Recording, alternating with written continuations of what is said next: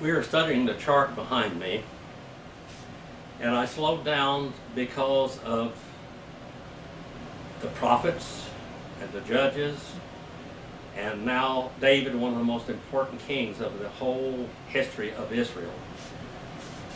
And we're here under the law, looking forward to Christ. The Old Testament, Paul said, it's for our learning, our parables, basically. We're in the second book of Samuel, which basically is a book of David's reign. What kind of man David is. In David, you can see all of us in all reality. You can see all of us. We have our highs and lows and etc. in life. And David had those too. In the songs that he wrote, he was one of the greatest songwriters of all time. Greater than the Beatles or anyone, basically, or Elvis or whatever. Now, it came about after the death of Saul, when David had returned from the slaughter of the Amalekites, that David remained 2 days in Ziklag. And it happened about on the third day that, behold, a man came out of the camp from Saul, with his clothes torn and dust on his head, and he came about, and when he came to David, he fell to the ground and prostrated himself. And David said, "From where do you come?" And he said, "I have escaped from the camp of Israel." And David said to him, "How did things go? Please tell me." And he said, "The people have fled from the battle, and also many of the people have fallen or dead, and Saul and Jonathan his son are dead also." So David said to the young man, who told him this? "And how do you know that Saul and his son Jonathan are dead?" And the young man told him, said, "By chance I happened to be on Mount Gilboa. And behold, Saul was leaning upon his spear, and behold, the chariots and the horsemen pursued him closely. And when he looked behind him, he saw me, and he called out to me and said, 'Here I am.' And I said, 'Here I am.' And he said to me, 'Who are you?' And I answered him, and I said, 'I am a Amalekite.' And he said to me, 'Please stand beside me and kill me, for agony has seized me, because my life still lingers in me.' He had been shot by an arrow. And so I stood behind him and killed him, because I knew that he could not live after he had fallen. And I took the crown which was on his head, and bracelet which was on his arm, and I brought them here to my Lord. And David took hold of his clothes and tore them, and also did all the men who were with him." Now, tearing your clothes is a sign of extreme grief. Clothes were expensive. "And they mourned, and they wept, and they fasted until evening for Saul and his son Jonathan, and for the people of the Lord and the house of Israel, because they had fallen by the sword." And David said to the young man, who told him, "Where are you from?" And he answered, "I am the son of an alien, an Amalekite." Then David said to him, "How is it that you were not afraid to stretch out your hand to destroy the Lord's anointed?" And David called one of the young men and said to him, "Go and cut him down." And he struck him, and he died. And David said to him, "Your blood is upon your head, and your mouth has testified against you, saying that I have killed the Lord's anointed." Then David chanted with his lament over Saul and Jonathan his son. And he told them to teach the sons of Judah the song of the bowl, and behold, it is written in the book of Jasher. Now, the book of Jasher basically is this book right here. The book of Jasher. Ha-Sefer Yashur. It's referenced in Joshua 10:13, 2 Samuel 1:18, and in 2 Timothy 3:8.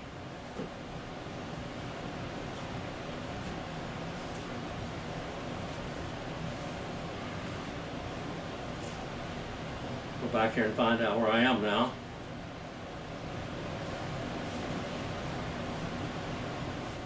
"Your beauty, O Israel, is slain on your high places. How have the mighty fallen? Tell it not in Gath, proclaim it not in the streets of Ascalon, lest the daughters of the Philistines rejoice lest the daughters of the uncircumcised exalt. O mountain of Gilboa, let not dew rain upon you, nor fields or offerings, for thou, the shield of the mighty, was defiled. The shield of Saul, not anointed with oil. From the blood of the slain, from the fat of the mighty, the bow of Jonathan did not turn back, and the sword of Saul did not return empty. Saul and Jonathan, beloved and pleasant in their life and in their death, they were not parted. They were swifter than eagles. They were stronger than lions. O daughters of Israel, weep over Saul.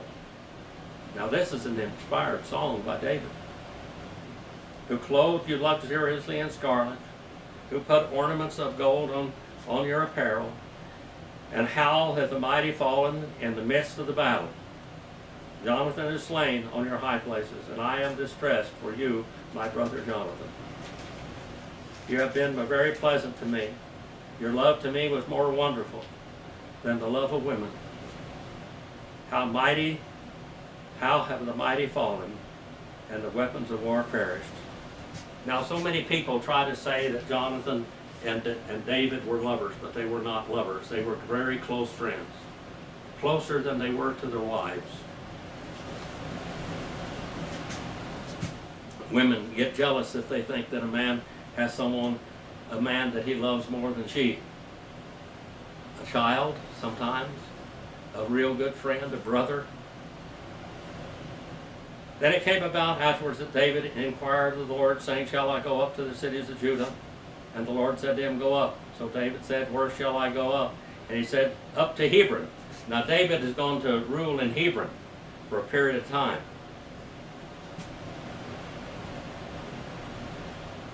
David went up there, and his two wives also, Ahinoam and Jezreelites, and Abigail, the widow of Nabal, the Carmelite. And David brought up his men who were with him, each with his household, and they lived in the cities of Hebron. Now, you can't go to Hebron I've been to Hebron. I've been to Abraham's tomb and all of that. But it was very dangerous when I went there. I went on an archaeological tour, and we went into places where a lot of people couldn't go. And they told David, saying, It was the men of Jabesh Gilead who burned Saul. And Saul sent message to them, Jabesh Gilead, and said to them, May you be blessed of the Lord, because you have shown kindness to Saul your Lord, and have buried him. And now may the Lord show loving kindness and truth to you. The word loving kindness there is one of the titles of the Messiah, by the way. And also I will show goodness to you, because you have done the same. And therefore let your hands be strong and be valiant, for Saul your Lord is dead, and also the house of Judah has anointed me king over them. Now let's go back here for a few moments. This is a very controversial thing that happened here, where Saul asked this boy to kill him. Actually, he commanded him to kill him, and he killed him, and then David kills him because he killed the Lord's anointed. It looks like it's unfair because the man was commanded to kill him. But David looked at it, Saul, in such a way as that he was the Lord's anointed, and that no one should lift their hand against him. Now Saul would have died and probably would have been tormented had this young man not have killed him. Another place it says that he fell on his own sword. These are the different, what we might call opinions of the writers. Now David rewards the men that took the body of Saul and burned it, cremated it, and buried it. Now here in verse number 8 we see a very kind deed. But Abner the son of Ner, the commander of Saul's army, had taken Ishbosheth the son of Saul and brought him over to Mahanaim. And he made him king over Gilead, over the Asherites, over Jezreel, and over Ephraim and Benjamin, over all of Israel.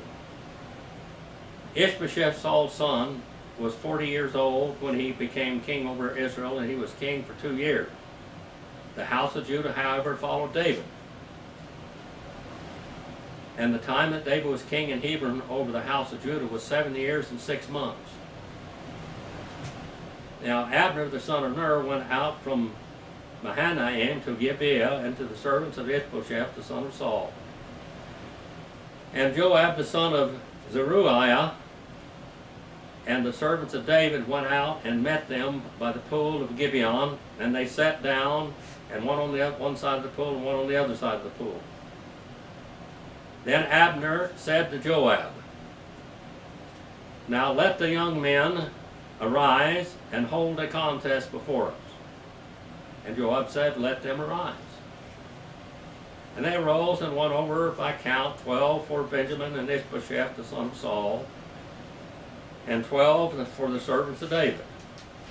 And each one of them seized his opponent by the head and thrust his sword into his opponent's side, so that they fell down together. They were killing each other. And therefore they called the place Helkath Hazurim, the field of slaughter, or of the stiletto, which is in Gibeon. And that day the battle was very severe. And Abner and the men of Israel were beaten before the servants of David. Now 3 sons of Zeruiah were there, Joab, Abishai, Ashael, and Ashael was as a swift-footed as one of the gazelles which is in the field. He could run. And Ashael pursued Abner and did not turn to the right or to the left from following Abner. And Abner looked behind him and said, "Is that you, Ashael?" And he said, "It is I." So Abner said to him, "Turn to your right hand or turn to your left. Take hold of one of the young men for yourself, and take for yourself his spoil." But Ashael was not willing to turn aside from following him. And Abner repeated again to Ashael, "Turn aside from following me. Why should I strike you to the ground? How then could I lift up my face to your brother Joab?" However, he refused to turn aside before Abner struck him in the belly with the butt end of the spear, so that the spear came out of his back. And he fell there and died on the spot. And it came about that all who came to the place where Ashael had fallen died, stood still. And Joab and Abishai pursued Abner. And when the sun was going down, they came to the hill of Ammah, which is in the front of Giah, by the way of the wilderness of Gibeon.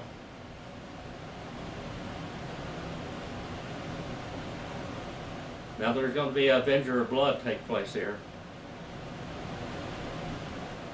And Abner called Joab, and he said, "Shall the sword devour forever?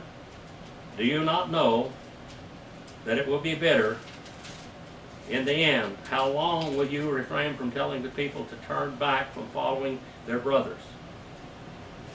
And Joab said, "As God lives, if you had not spoken, surely then the people would have gone away in the morning, each from following his brother."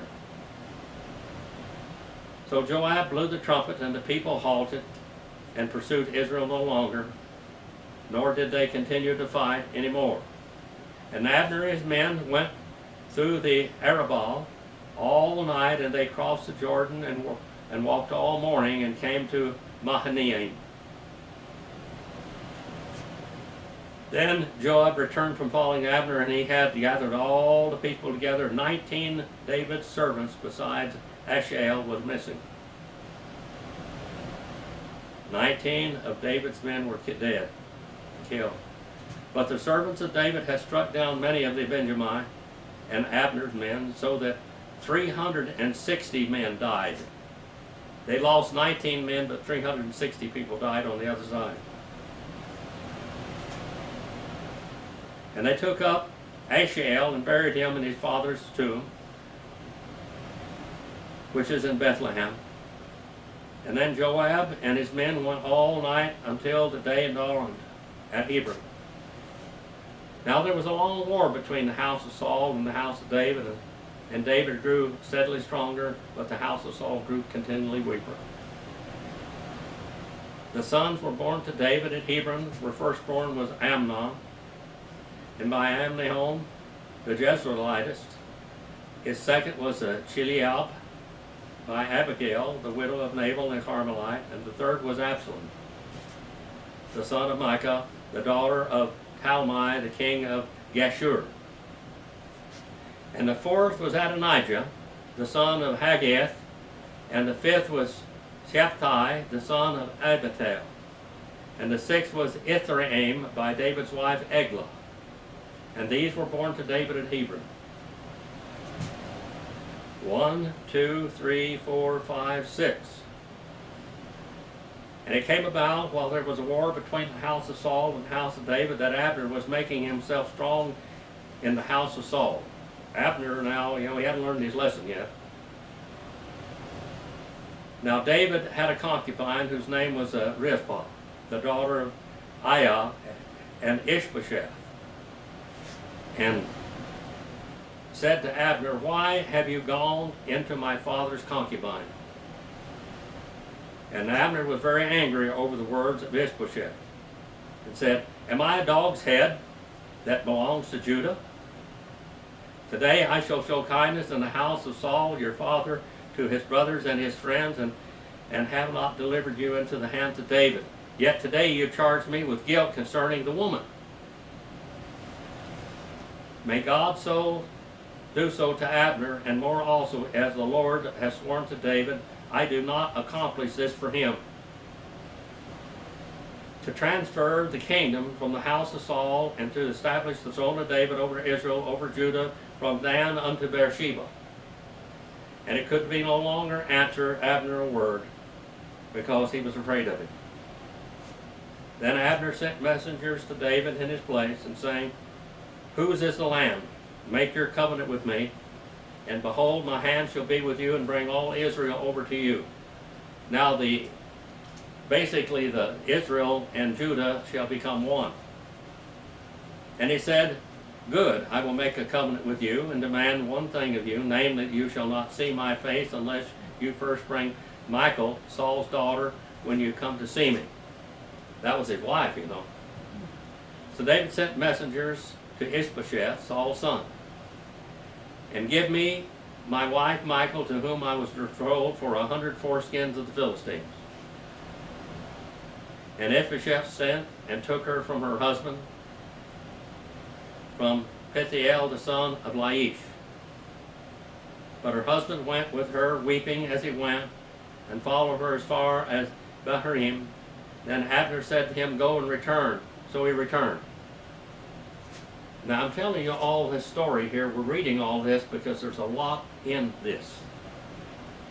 It will affect Israel from now on. And Abner had consulted with the elders of Israel, saying, "In times past you were seeking for David to be king over you. Now then do it. For the Lord has spoken of David, saying, By the hand of my servant David I will save my people Israel from the hand of the Philistines, and from the hand of all their enemies." And Abner also spoke in the hearing of Benjamin. In addition to Abner, he went speaking the hearing of David in Hebron, and all that seemed good to Israel, and to the house of Benjamin. Now the house of Benjamin is Saul's family. And Benjamin, remember, was Rachel's son. The son when she died. She had this child and died. And this was Jacob's two greatest sons, the ones that he loved so much. But the Lion of the tribe of Judah would be the king on the throne. Then Abner and 20 men with him came to David in Hebron, and David made a feast for Abner and the men who were with him. They would make this feast and make a covenant, remember, like God did with Abraham. And Abner said to David, "Let me rise and go, and gather all Israel to my lord the king, that they may make a covenant with you, and that you may be king over all of your soul desires." So David sent Abner away, and he went in peace. And behold, the servants of David and Joab came from a raid, and brought much spoil with them, but Abner was not with David in Hebron. And he had sent him away, and he had gone in peace. And when Joab and all of the army that was with him arise, Joab saying, Abner the son of Ner came to be king, and he has sent him away, and he has gone in peace. Now, Abner is a rascal. A rascal. This guy is a rascal. So Joab, or not Joab, but Abner, but Joab is. Joab is the rascal. Then Joab came to the king and said, What have you done? Behold, Abner came to you and when you have sent him away, and he is already gone. You know Abner the son of Ner, that he came to deceive you and to learn from your going in and going out, to find out all you're doing. And Joab came out from David, and he sent his messengers after Abner. Now finally later on, God through David gets rid of Joab. Now Joab had some good counsel sometimes, but he was a vicious man. A vicious man. They brought him back from the well of Sirah, and David did not know it.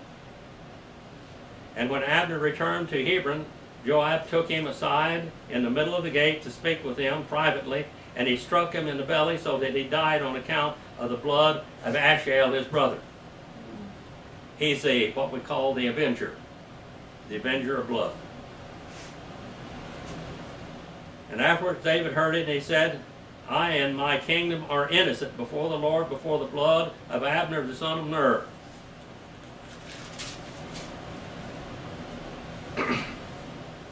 May it fall on the head of Joab and all of his father's house. And may there not fail from the house of Joab one who has a discharge, or who is a leper, or who takes hold of the staff, or who falls by the sword, or who lacks bread. So Joab and Abishai, his brother, killed Abner because he had put their brother Asahel to death in the battle of Gibeon. Then David said to Joab, and to all the people who were with him, tear your clothes and gird and sackcloth and lament before Abner. And King David walked behind the bier. And thus they buried Abner in Hebron, and the king lifted up his voice and wept at the grave of Abner and all the people. David is an honorable man. Above all, David is an honorable man. And the king chanted a lament over Abner. Should Abner die as a fool dies? Your hands were not bound, your feet were not put in fetters. As one falls before the wicked, you have fallen. And all the people wept again over him. He said, you came and you saw the avenger of blood, and you did not beware. Then all the people came to persuade David to eat bread while it was still day, but David vowed, saying, my God, do so to me, and more also, if I taste bread or anything else before the sun goes down. All the people took note of it, and it pleased them, just as everything the king had pleased all the people. So all the people and all Israel understood that day that it has not been the will of the king to put Abner the son of Ner to death. Then the king said to his servants, do you not know that a prince and a great man has fallen this day in Israel? And I am weak today, though anointed king, and these men, the sons of Zeruiah, are too difficult for me.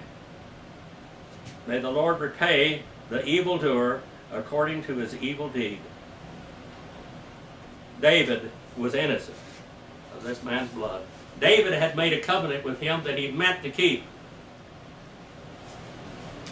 This man had fought against David, but it was time for the war to be finished. You know, in Japan, after World War II, the Emperor of Japan could have been taken out and publicly beheaded. He could have been hung. He could have been tortured. He could have been drowned. He could have had his head chopped off, whatever. But our government decided that they'd let him go ahead and rule and honor him. Because if they had executed him, all of Japan would probably have died before they would have ever conceded to the killing of their emperor, because he was like a god to them. David honored this man, Abner the son of Ner, And he gave this great lament over him, and he fasted over him. Because he had made a covenant with him, and he meant to keep that covenant. And Joab he said, let Joab, he's going to get his in the end. And he did. Our Father, we send forth this message that you might help your students, your children, the ones that love you, understand your word and you more. Because through your word we understand you. We get closer to you. Father, please forgive us where we fail you. Forgive me where I fail you. In Jesus' name I pray.